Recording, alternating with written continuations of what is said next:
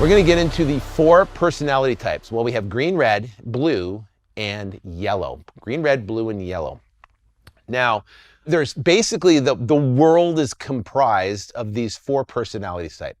So let me back up a little bit. You're going to walk into the house. You're going to shake their hand. It's going to give you some information about the seller.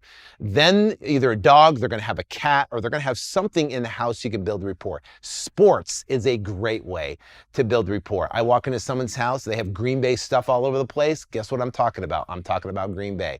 I may not be a huge Green Bay Packer fan, but guess what? Today I am. I want to talk about Green Bay, what's happening for the season. Have they ever been to a game? Who's their favorite football player? You know, what do they like about it? How long have they been a fan? Have they grew up with it? I want to know everything about Green Bay and everything, why they love it so much, you know, and it's great. I'm a baseball fan, whatever. If it's sports, you can get someone to completely dive in. People love talking about sports. Kids, they love talking about their kids. I went into a house where a lady was divorced, right? She was a blue personality type. And guess what? She told me all about that. So there's 4 personality types. The first one is analytical. They're motivated by facts. They like things in writing. They're non-responsive. What does that mean? You're trying to build rapport with them, but they're very difficult to build rapport. So if you assume you have rapport with them, hey, what's up? How's it going? Nice to meet you. Hey, nice to meet you too. It's a pleasure to meet you. It's great. They're non-responsive. They're not going to go, hey, what's up? Like a blue personality would. Non-assertive, meaning they're not aggressive, meaning if you give them an offer that's lower than they want to take, they're not assertive where they go, what are you talking about? A low price like that? I'm not going to buy it. Get out of the house. They're not going to do that. They're going to give you a blow-off objection, meaning they go, well, I want to think about it. I want to have my friend look at it, my attorney look at it. That's what an analytic's going to do. Likes rigid timelines. You show up late on this personality type right here, the analytical personality type, you might as well forget it. You immediately break trust. They think that you believe their time is not important. And guess what? You're not going to get that deal. I had a sales guy that worked on our team, right? He would show up late, over and over and over and over again, and he was literally blowing out 25%. All the money we spent on leads, generate appointment, he'd show up late. I ended up having to fire the guy because he just couldn't show up on time. Non-assertive, likes rigid timelines, slow to make decisions. So with the analytical personality type, how do you find out if they're analytical? A great question is, let me ask you a question, Mr. Seller. When was the last time that air conditioning was serviced, right? Now, if they break out a file folder with all their service agreements and all that type of stuff, they're very detailed. They love facts. They're very organized. Let me ask you a question. When was the last time the roof was done? Let me ask you a question, Mr. Sarah. What do you do for a living, right? And a seller goes, well, I'm an engineer. Right? I'm an engineer type. So if you got an engineer, you got an accountant type person, right? Those are typical analytic type personalities. And they like, sometimes attorneys, they like things in writing. They're very detail orientated and they love rigid timelines. So I'll ask them, let me ask you a question. I just want to throw something out there, Mr. How do you feel about timelines? So obviously, you know, I was on time here at the appointment, but if I was late, how would you feel about that? And just trying to throw, I hate timelines. Well, boom, that's a single point right there. It's an analytic. You know, you're dealing with analytic. Now, with an analytic, right? Analytical type person, they love things in writing. When you're going through your contract with them, and we're going to talk about the contract here in a few, when you go to the contract, you're going to go through every single line item with that person in detail and make sure they have understanding of that, and they're going to love you for it because all your competition's not going to do it. All your competition's going to go, well, here's the contract, here's the information, yes, here's this, here's that, here's sign here, and you're done. And he's going to go, non-assertive, well, let me think about it. Let me have a friend look at it. Let me see what I can do. With an analytical type of person, you have to go through very slowly in detail, and they're going to feel like that, guess what? You're not hiding anything. And if they feel like you're not hiding anything, and then with an analytic, you can leave a contract with them. And with an analytic also too, the less pressure you have, the more they're going to want to do business with you. Meaning, I'm not going to close an analytic hard. Meaning I'm not going to give them closing question. I'm going to say, listen, you know what? I know you like to read things through. I know you want to, take a little time to make a decision. We have to make a decision, obviously, in the next, 48 to 72 hours, but I do want to respect your decision process. So I want you to take the time to look through the contract. If you could just do me the courtesy of let me know in the next 2 days. If you have any questions about the contract, I can answer. I just want to make sure I went through everything with you.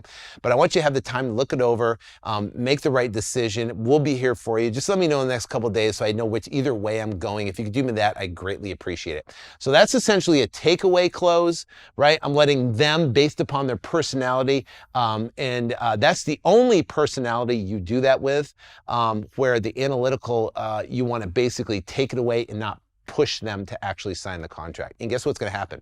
More times than not, they go, you know what? You went through everything. I really like how you're doing the business. I've talked to a couple other people before, and I like you better than everybody else. You know what? If you can do this price, then let's get it done today. That's what typically happens about 60% of the time if you approach an analytical with that type of close. Now, the next one is driver. Driver is the opposite of analytical. Analyticals don't like drivers because drivers are assertive but non-responsive, right? That means if you tell them a low number, they're going to get in your face. They like control. They want to win the negotiation. That is their number one priority, is to win. They're in a hurry to get to the point. They're poor listeners, firm, stubborn, and tough, decisive, and make decisions quickly. They will sign the contract right there on the spot. Now, a driver is someone you're going to walk into, and they hate fluff. They hate waiting around. They want to get right directly to the point. They don't want to mess around. Just get to the point. If you're a driver right now and you're watching this, you just want to, you're skipping through the video trying to get to the meat part because that's your person. I'm the exact same way, right? Now, I'm an analytical and driver put together. That's why I kind of go through the details and stuff. But the bottom line is you just get to the meat, get to the point, get to the bottom line. Stop with the fluff. Hurry! Let's go. Poor listener, firm, stubborn, rough, decisive. You, instead of reading everything in detail, you're going to go through and you're going to skip to the bullet points and you're going to make a decision and you're going to get it done. So assertive but non-responsive, likes control, wants to win. Now, with a driver knowing that they want to win, and that is their paramount mission in life, you have to start out with a low number. For an example, we got this deal under contract recently for $300,000. We bought the property, renovated it, and sold it for $600,000, right? Great property. So, but initially the guy wanted $334. I knew I needed to be at $290 to $300 to make our numbers work. He wanted $334. And when I first met the seller, he said, hey, go look around on the property. My number's $334. I'm not coming down on my price, and I'm not signing anything today. Go ahead and look at the property. And I said, well, hey, I'd love to look at the property, but it'd be better if you kind of walked with me so I could ask questions. I could get right the information so I don't have to keep on walking outside. It's hot out here. Why don't you come and show me about the house, and I can ask the questions and we get this through this thing quick. He said, fine. So we walked, and that was my able to build rapport with that seller. So anyways, I walked him, met him at the house, and here's what you do negotiating with a driver red personality. I know that he wants to win, so I can't start out at 300 because I know he wants to win. He's going to have to beat me up. So what I did initially, after we walked the house and I got the information, I started at 250. 250. I said, hey, based on the comps and what's happening, based on the repairs that need to be done, I'm going to be at 250,000. 250,000, you're nuts. There's no way. What a waste of time. It came in on the way. I hired 250. I said, listen, that's the numbers. Convince me otherwise. Tell me why I should pay $334,000, almost close to $100,000 more. Why should I pay that much more for this property? Why is it so great? And now I had him sell me, and guess what? I came up a little bit. He came down $4,000. I came up a little bit more. He came down a little bit more. He came up, and then we went back and negotiated for over an hour. And we went back and I built rapport and I pushed, and I built rapport and I pushed, and I built more rapport and I pushed. And eventually we got to the point where I was at 290, he was at 310. I said, why don't we just split it down the middle? We'll get it done at $300,000. We'll get it closed cash. We'll get it closed in your timeline. I'm done if we can't do $300,000. It's a deal isn't over. And because you don't have a master bathroom. Because you don't have a master bathroom, we're going to have to add a master bathroom. I was saying it's going to cost a ton of money. And because of that, I negotiated him down. He came down, and guess what? He came down from 334. He signed at 300, my number where I need to be, and he signed that contract that day. So just because you walk in, you have a driver that says, I'm not signing anything, I'm not coming down my price. Once I knew the personality, I was like, I gotta start low, I gotta have him beat me up, and I'm still gonna win the negotiation. So that's how you play that game. Anyway, social. Social is where they're assertive and responsive. They love to build a relationship, enthusiastic, optimistic, short-term attention span, flexible, spontaneous, fast decision maker. They will sign a contract on the spot. Drivers and social conscious will all sign right there on the first appointment if you build a relationship and build rapport. Social is all about building rapport, having them talk. So I was telling you earlier, I met this divorced lady in her house. We were talking to her, and I just asked, hey, what happened with the divorce? Why is the house in the condition? What happened?